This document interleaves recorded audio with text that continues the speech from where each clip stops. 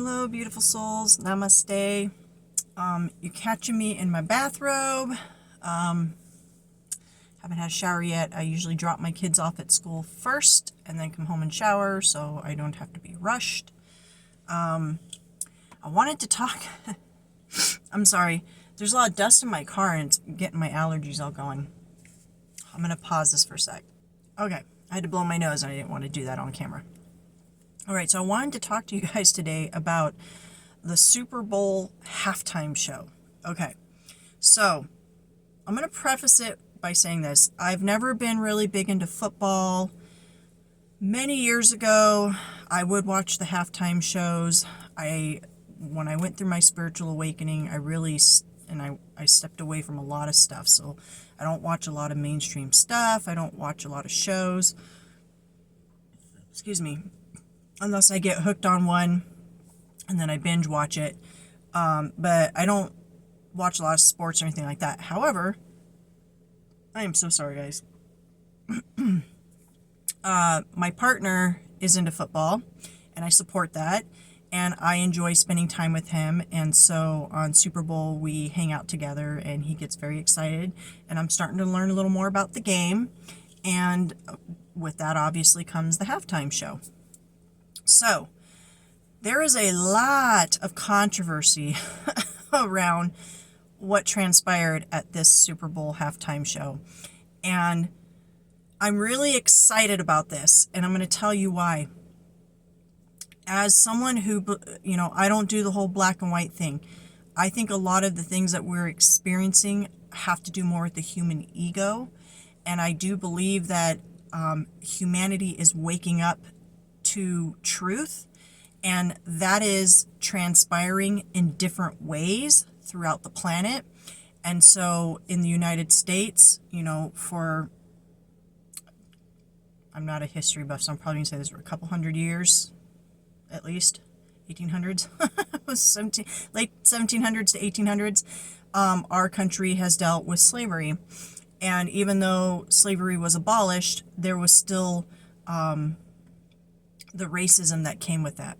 Now, the United States was founded on many different cultures. Okay, we had Chinese, we had Irish, we had the blacks, we have, the whites weren't the only ones that came here. And then, of course, you had the Native Americans that were here first, right?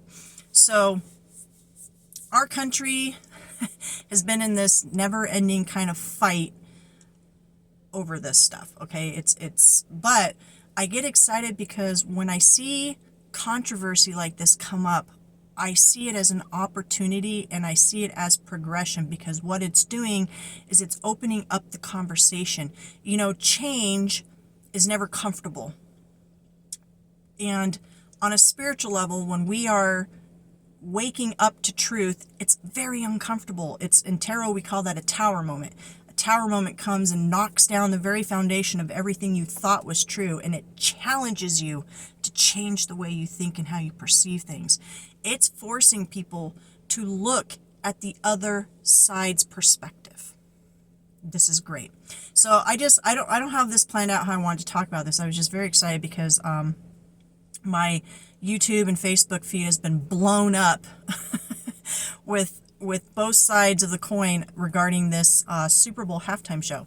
So when it came on, I'm very excited because my son kind of turned me on to Kendrick Lamar. Now, I'm not a hardcore fan or anything. I'm not someone who bumps rap 24/7, but I do enjoy some rap.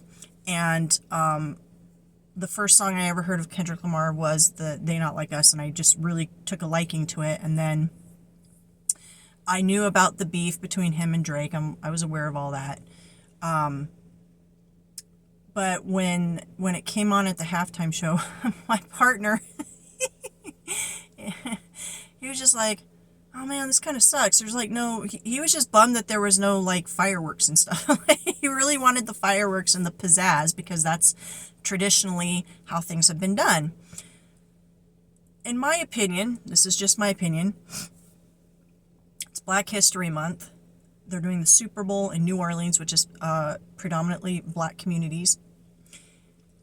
It made perfect sense to me that it was an all-black show. I, as a white person, had zero problems with that. It didn't even cross my mind that, in fact, it was my daughter that was like, oh, there's no white people in there. And I'm like, okay, like, so, you know, and I just really enjoyed the show. As soon as he came up and started rapping, man, I got up off my ass and was dancing and shaking my booty, and I literally was up the entire halftime show dancing. I was exhausted by the end of it.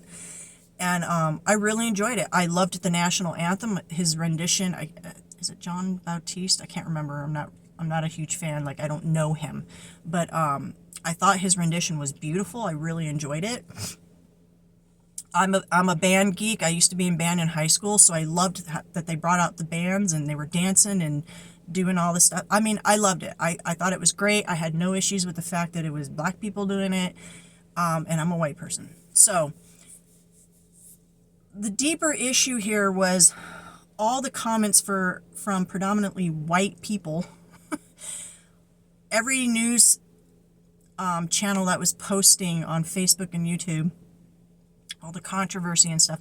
If you go in the comments, it was mostly, if not all, white people complaining. We had people, so-and-so did it better. This national anthem was the worst one. This was the worst halftime show, blah, blah, blah, blah, blah. And it was just bashing. It was bashing it. And so what I want to do today is try to bring, I would really love to try to bring some people's egos into check here and try to help you shift your perspective a little bit.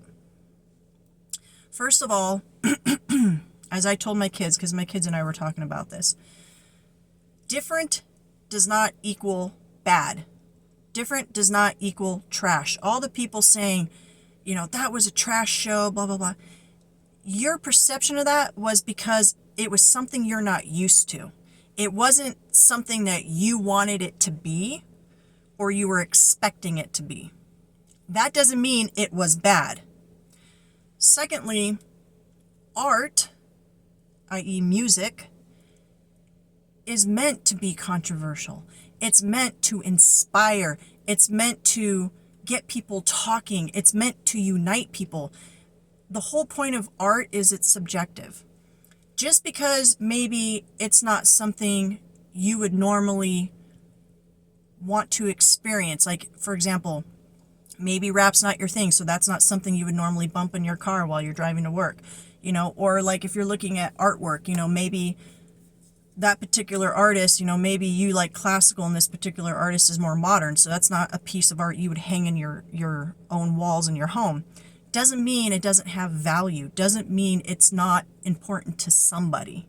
Somebody is going to receive that art and it's going to make sense to them. It's going to be important to them. And that's the point of art, and that's the point of music. So just because rap may be a genre that the majority of the white population does not enjoy, does not make it any less important or valuable. And the other thing within that was a lot of people were complaining about not being able to hear the lyrics of what was being said, and they weren't being able to hear the words. And we can look up the lyrics. We have this thing called the internet, and we have this technology called smartphones where you can literally just, you know it's Kendrick Lamar, type it in. You know from the crowd it's not like us, type it in. Read the lyrics, because a good majority of the time, if you've got an artist like Kendrick who's, you know, won multiple awards and I can't remember all the different Pulitzers, I don't know, like that's probably the wrong term. I don't know all the different awards, but from what I was reading in the comments, he's won a lot of awards for his music and his, sorry, I'm having brain fart. Anyways, it's irrelevant. If you look up the lyrics and read what he was saying, you would understand the message that he was portraying. It isn't just about the Drake beef, okay? That was part of it when he originally wrote the song.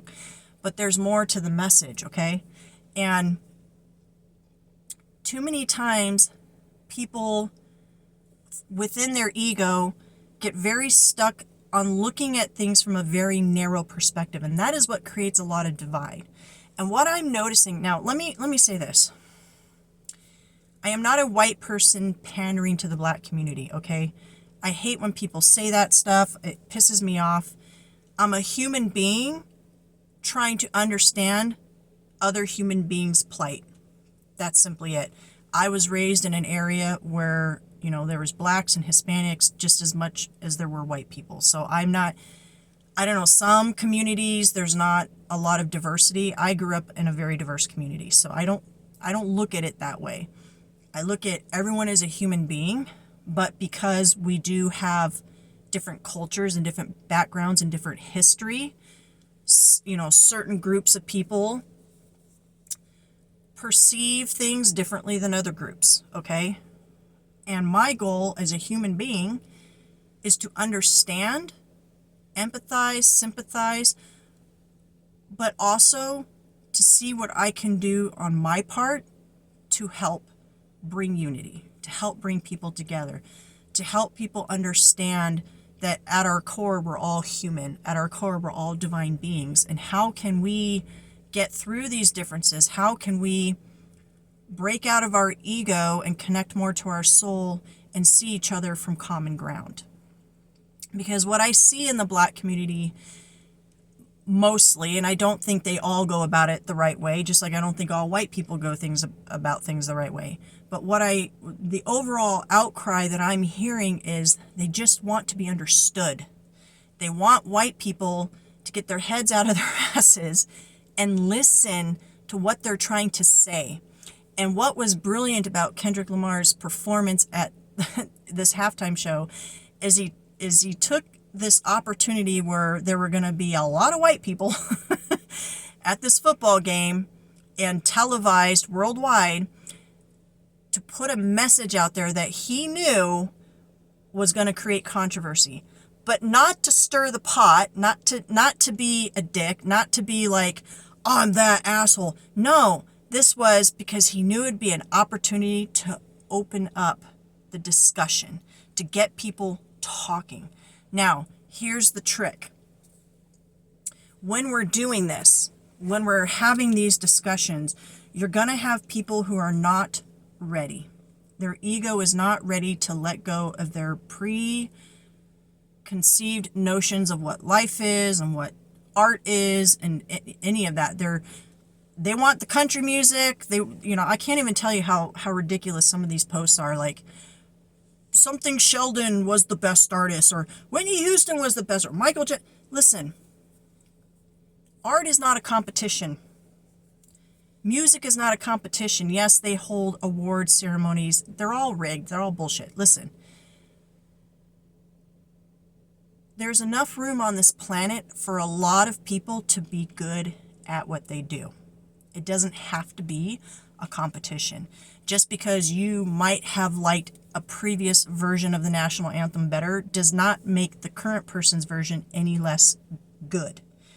And the same thing with the entertainers. Just because you preferred, I don't know, I haven't watched them in a long time, whoever previous artists did the Super Bowl, okay, just because you preferred their version because it matched more with what you like, doesn't mean that the current one was any less good.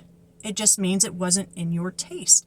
But that doesn't mean you can't enjoy it for what it is. Entertainment and art. Music is art. And if we could, as a society, begin to learn that different does not mean bad, and when it comes to things like art, you can still appreciate the time, effort, and talent that goes into creating that art or music, even if it's not your preference. Does that make sense? This is how we're going to change the mindset. And that's really why I'm making this video, is because I really want to challenge people to break out of their own ego and look at things from a different perspective. Because a lot of the hate, which is very sad, is coming from ignorance. And if those people would just listen to what the black people were saying in the comments about, you're missing the point of the message, and these people are literally, lining it out verbatim, like all the way down to the symbolism, and like, this is what he meant when he said this. This is what it meant when he had like the this was brilliant. He had the American flag. The people were dressed up like the American flag, but then he had it divided, and he walked down the middle, and he was representing the division in America. Like, this stuff was brilliant, and it went right over people's heads because the only thing they could think about was it wasn't what they were used to, and it's not what they normally like. And they were so stuck in that they weren't paying attention to the message. Now, does every halftime show have to be a message? No, but I think this was brilliantly, I'm saying that right, brilliantly, I still think I'm not saying it right. Anyways, it was brilliantly executed in a time when it was very well needed. Because, and it's not just about America, we're talking about human level. We're talking about, if y'all know me from my channel, I talk about things from a soul level. Humanity is going through a huge shift right now. We are in the year of 9. Next year is the year of 10. So from this year to next year is a huge shift. And we're coming out of the age of Pisces into the age of Aquarius. That means we're coming into the age of truth, light, enlightenment, understanding. And with that comes a lot of chaos and turmoil, because in order for people to receive truth, they have to let go of their old belief systems. They have to let go of what they thought was true before. And that requires a paradigm shift. That requires tower moments. That requires something to come in and just blow their mind so hard that they have no choice but to look at it from a different perspective. They're going to have no choice, because the opposite side of how you believe is going to be so loud that you're not going to have a choice but to listen. And if you're ready for change, if you're ready to step into that divine power that's within you, your soul will be stirred up. And all of a sudden you're going to be like, you know what? Wait a minute. I want to hear what they have to say. And I saw that in the comments. And believe it or not, I saw it from a lot of older people, which was very surprising. There were older people commenting, like, wow, this isn't normally the kind of music I would listen to, but my grandkid or my kid pointed out this and that and showed me the lyrics and this and that, and now I get the message. So there is an awakening happening. And situations like this, where a large platform is used to wake people up, is how this is going to really